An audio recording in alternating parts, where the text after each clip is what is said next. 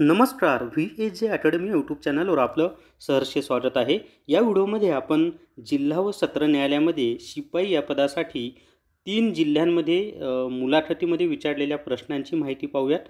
आणि हे सगळे प्रश्न 2018 मध्ये शिपाई पदाच्या ज्या मुलाखती झाल्या होत्या त्यामध्ये विचारले होते आणि आत्तासुद्धा असेच प्रश्न तुम्हाला विचारले जातील। त्याचं कारण असं की 2018 मध्ये न्यायालयामार्फतच मुलाखती घेण्यात आल्या होत्या आणि आत्तासुद्धा न्यायालयातील जजमार्फतच मुलाखती घेतल्या जाणार आहेत।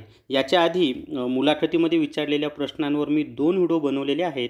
ते 2 व्हिडिओसुद्धा तुम्ही पाहून घ्या आणि ते कुठे मिळतील तर आपलं VAJ अकॅडमी हे जे यूट्यूब चॅनल आहे यामध्ये प्लेलिस्टमध्ये गेल्यानंतर कोर्ट भरती नावाची एक प्लेलिस्ट आहे, त्यामध्ये तुम्हाला आधीचे व्हिडिओ मिळून जातील। या व्हिडिओला सर्वांनी लाईक करा, शेअर करा आणि VAJ academy YouTube channel subscribe करा।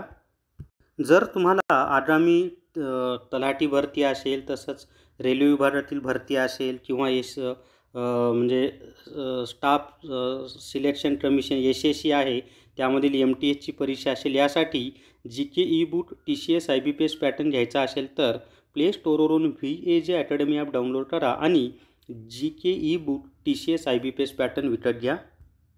या व्हिडिओमध्ये सोलापूर, जळगाव आणि परभणी या 3 जिल्ह्यांमध्ये शिपाई पदासाठी मुलाखतीमध्ये जे प्रश्न विचारले होते त्याची माहिती पाहूयात। तर सुरुवातीला पहा, सर माझा सोलापूर डिस्ट्रिक्ट कोर्टमध्ये पिऊनचा इंटरव्ह्यू झाला। पहिला प्रश्न होता म्हणजे माझ्याकडे प्रकल्पग्रस्त दाखला होता, त्यासंबंधी 6 प्रश्न विचारले होते। आता मी तुम्हाला नेहमी सांगतो पहा की मुलाखत ही शक्यतो तुमची जी माहिती असते स्वतःची वैयक्तिक त्याच्याशी संबंधितच जास्त प्रश्न विचारले जातात। एखाद्याच मुलाखतीमध्ये इतर अवांतर प्रश्न विचारले जातात।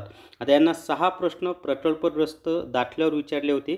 मुळामध्ये प्रकल्पग्रस्त म्हणजे काय, तर एखाद्या व्यक्तीचं शेत आहे, त्या शेतामध्ये एखादा कालवा गेला किंवा धरणासाठी ती जमीन गेली किंवा MIDC असेल, शासकीय रस्ता त्या जागेतून गेला असेल तर त्यांना प्रकल्पग्रस्ताचं सर्टिफिकेट मिळतं। त्याच्यावर त्यांना 6 प्रश्न विचारले होते, पण ते 6 प्रश्न कोणते होते हे मात्र त्यांनी सांगितलं नाही।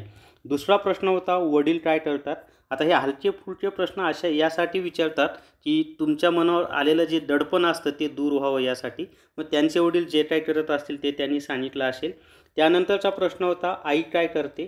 तर त्यापुढे पहा, शिक्षण काय झाले। आता जे काही तुमचं शिक्षण झालं असेल ती माहिती द्या या ठिकाणी। त्याच्या पुढे सध्या काय करता। आता हा प्रश्न बऱ्याच विद्यार्थ्यांना विचारला जातो पहा, खास करून जे विद्यार्थी स्पर्धा परीक्षांची तयारी खूप दिवसापासून करतात आणि 30-32 वर्षे वय आहे त्या विद्यार्थ्यांना तर खास करून हा प्रश्न विचारलाच जातो की सध्या काय करता। मग एखादा विद्यार्थी काहीच करत नसेल, बेरोजगार असेल तर सरळ सांगा स्पर्धा परीक्षांचा अभ्यास करतो किंवा घरी शेती असेल तर शेती करतो असं सांगा, पण शेतीतली बेसिक माहिती पाहिजे बरं का। कारण जर तुम्ही सांगितलं की शेती करतो मग ते शेतीची संबंधित तुम्हाला प्रश्न विचारू शकतात, त्यामुळे याचं उत्तर देताना काळजीपूर्वक द्या। पुढे पहा, गाडी चालवता येते का। तर हा एक प्रश्न शिपाई पदासाठी जे विद्यार्थी इंटरव्ह्यूला जातात ना त्यांना बहुतेक वेळेला विचारला जातो की गाडी चालवता येते का म्हणून। तर चालवता येत असेल तर हो म्हणा, येत नसेल तर नाही म्हणा। यालाच पोट प्रश्न ते असाही विचारू शकतात, मग गाडी चालवता येते तर तुमच्याकडे लायसन आहे का असाही प्रश्न ते विचारू शकतात।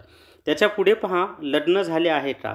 आता याचं उत्तर जे काही झालं असेल तर झालं, नसेल झालं तर नाही झालं। तर असे प्रश्न हे सोलापूरमध्ये शिपाईसाठी विचारले होते। आता आपण जळगाव जिल्हा व सत्र न्यायालयामध्ये शिपाई पदासाठी कोणते प्रश्न विचारले होते ते पाहूयात। आणि माझी एक विनंती आहे मित्रांनो तुम्हाला की व्हिडिओला तुम्ही लाईक करत जा। लाईक येत नाहीत व्हिडिओला जास्त आणि ते मोफत असतं लाईक करणं, आणि तुम्ही लाईक केलं ना काय मला पैसे मिळत नाहीत, पण एक इन्स्पायरेशन मिळतं की चला विद्यार्थ्यांना आवडतं आहे आपलं काम। आणि दुसरं असं की तुमचाही इंटरव्ह्यू झाल्यानंतर व्हिडिओच्या खाली कमेंटमध्ये तुम्हाला विचारलेल्या प्रश्नांची माहिती द्या। चला आता आपण जळगावची माहिती पाहूयात आणि त्याच्यानंतर परभणीमध्ये झालेल्या प्रश्नांची माहिती घेणार आहोत। तर जळगावमध्ये प्रश्न विचारला होता, त्यांनी मला अगोदर विचारले की कुठून आलात असं विचारलं, तर ते जिथून कुठून आले असतील ती त्यांनी माहिती दिली। की किती लांब आहे धुळे इथून, म्हणजे आता त्यांनी बहुतेक ते धुळ्याचे असतील म्हणून त्यांनी सांगितलं की धुळ्याहून आलो। जळगावचं आहे बरं का, जळगाव जिल्हा सत्र न्यायालयामध्ये झालेले मुलाखतीचे प्रश्न। तर त्यांनी सांगितलं धुळ्याहून आलं, मग जळगाव आणि धुळेमधलं अंतर त्यांना विचारलेलं होतं। त्याच्यानंतर तुमचं गाव म्हणजे जळगाव जिल्ह्यामध्ये तुमचं कोणतं गाव आहे असा प्रश्न विचारला। त्यानंतर एज्युकेशन विचारलं म्हणजे तुमचं शिक्षण किती झालेलं आहे ते। मग शेती किती आहे, स्वतः करतात का, कोणती पिकं घेतात, म्हणजे पर्सनल माहिती त्याला विचारली की घरी शेती किती आहे, त्याच्यानंतर स्वतः शेतीमध्ये काम करता का, कोणती पिकं तुम्ही शेतामध्ये घेता, असे प्रश्न विचारले. अजूनही प्रश्न आहेत, पाहूयात आपण आता.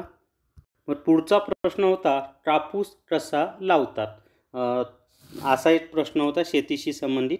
त्यानंतर एज्युकेशन झाले आहे तरी हे काम कराल का. आता त्यांचं शिक्षण जास्त झालं असेल, मी याच्या म्हणजे हे लक्षात ठेवा, तुमचं शिक्षण जास्त झालं आणि तुम्हाला जर असा प्रश्न विचारला की तुम्ही जर उच्च शिक्षित आहात आणि मग शिपाईचं काम कराल का, तर त्यांना नम्रपणे म्हणायचं हो सर, जरी मी उच्च शिक्षित असलो तरी मला नोकरीची आवश्यकता आहे आणि त्यातल्या त्या शासकीय नोकरीची जास्त आवश्यकता आहे, त्यामुळं मला हे काम करण्यामध्ये काही कमीपणा वाटणार नाही आणि कोणतंही काम हे कमी प्रतीचं नसतं, प्रत्येक काम हे सारखंच असतं, त्यामुळं हे काम करण्यामध्ये मला कुठलाही कमीपणा वाटत नाही. हे काही चुकीचं किंवा वाईट काम नाही, चांगलंच काम आहे, असं प्रामाणिकपणे उत्तर द्या त्यांना. त्याच्यापुढे शिपाई पदाची कामं सांगा. आता शिपाई पदाची कामं आपण स्वच्छता व क्रियाशीलता चाचणीमध्ये जे पाहिले ना, भरपूर व्हिडिओ मी अपलोड केले, तीच कामं आहेत. म्हणजे फाईल आणणे, पाणी देणे, त्याच्यानंतर कोर्ट रूममध्ये कोर्ट रूमची स्वच्छता ठेवणे, टेबल, बेंच, संगणक यांची स्वच्छता ठेवणे, त्याच्यानंतर न्यायाधीश सांगतील ती सर्व प्रकारची कामं करणे, जसं पुस्तक आणणे, कॅलेंडर भिंतीवर व्यवस्थित रोजच्या रोज तारखा बदलून ठेवणे, म्हणजे न्यायाधीश महाराज जे काही परिसर स्वच्छ ठेवणे, जे काही काम ते सांगतील ती सगळी कामं शिपायला करावी लागतात. त्याच्या पुढे पहा, तुम्ही सोशल वर्क करतात तर इकडे काय येत आहे. आता आज फिरकी प्रश्न विचारला तर सरळ म्हणायचं सोशल वर्क करतोय ते आवडीसाठी करतोय, पण इकडे येतोय ते रोजीरोटी म्हणजे माझं उदरनिर्वाह चालावा यासाठी. सोशल वर्क ही एक आवड आहे आणि त्यातून पैसे येत नाहीत, पण समाजासाठी काहीतरी आपण करावं लागतं म्हणून ते करतो. पण त्याचबरोबर घर चालण्यासाठी, उदरनिर्वाहासाठी सुद्धा काहीतरी करावं लागतं आणि त्या उदरनिर्वाहासाठीच मी इथे आलेलो आहे आणि हे काम करणं म्हणजे सुद्धा एक प्रकारची समाजसेवाच आहे, असं माझं स्वतःचं मत आहे. अशा पद्धतीनं उत्तर द्यायचं आहे.